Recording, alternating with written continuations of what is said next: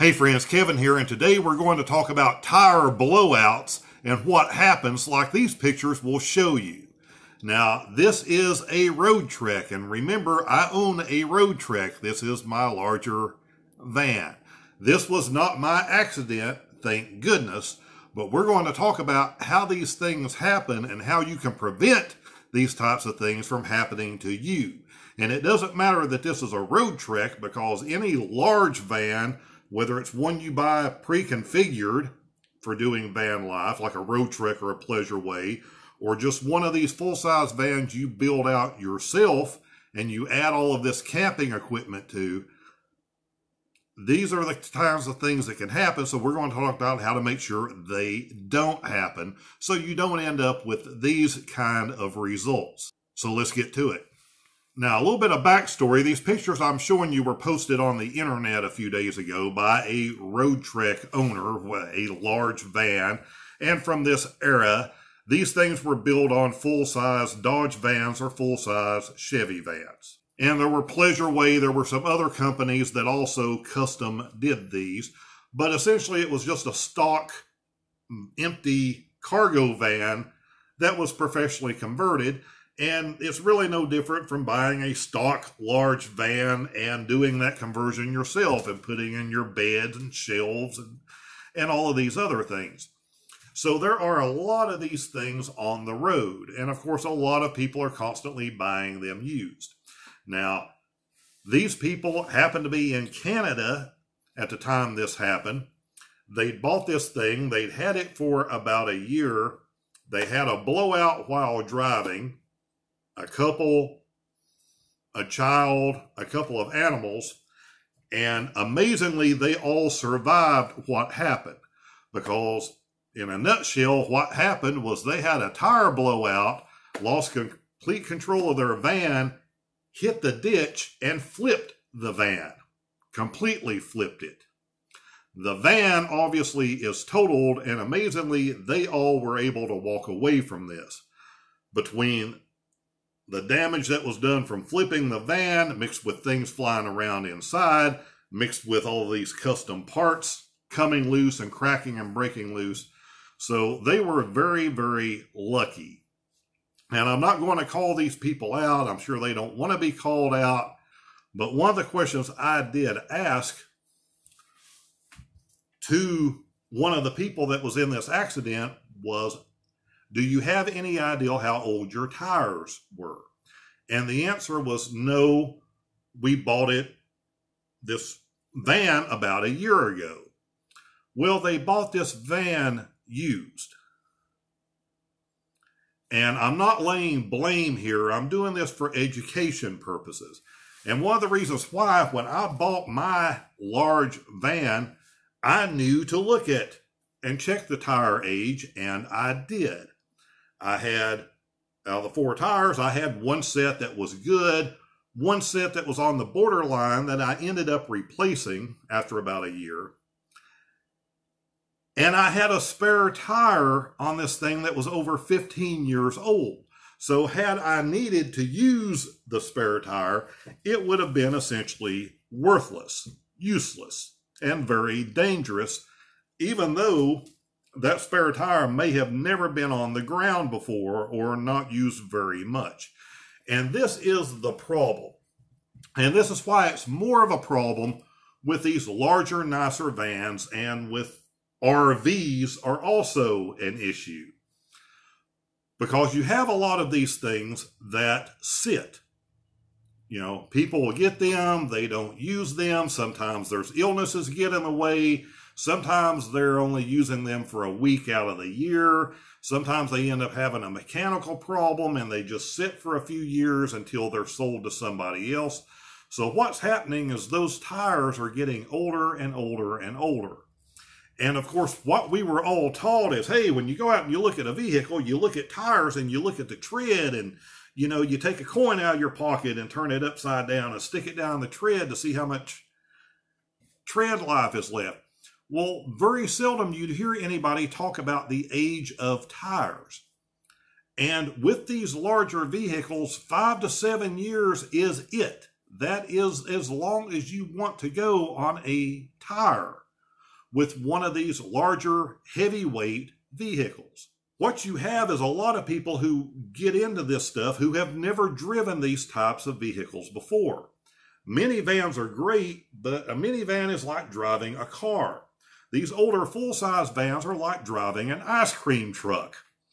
They're very hard to drive in the wind if you're not used to them. They don't handle if you have to steer them in and out well, because these things were built on very heavy-duty truck frames.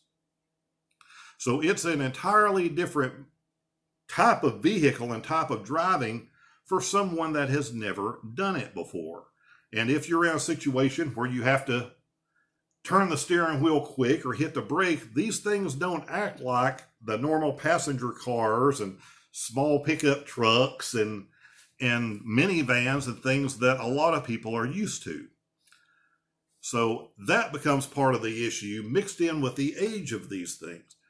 Because you can have tires that look nice, tread-wise, probably because they are. The tire may be good for 60,000 miles, and it may have less than 10,000 miles on the tread. And you look at the sidewall, and, well, it doesn't look all cracked up and busted up, so you're thinking, well, it doesn't look dry rotted, it should be okay. But you can't go by looks with these things, because you're carrying intense amounts of weight, you're carrying very high pressure. Now, the average passenger car, minivan even, the tires are running 30 or 32 pounds of pressure, maybe 36 pounds of pressure. The tires on these vans, these larger vans and RVs, are running 60 pounds, 80 pounds. They are running a much higher pressure level. They are also multi-layer tires that have more plies in them. So there's all kinds of things that can happen. And we've talked about what can happen with these tires before, as far as the damage they can do if they shred, because they're throwing pieces and whipping them up under the van, and they can take out water tanks and brake lines and gas lines and just electrical components and just cause all kinds of damage when they shred. But one of the things we haven't gotten into a lot is just how dangerous these things can be. And if you're in different RV forums and Roadtrek forums and things like I am, these accidents occur way more than you might think they do. And that's just from the people in the forums that come in there and say, hey, this just happened to me. It happens all the time.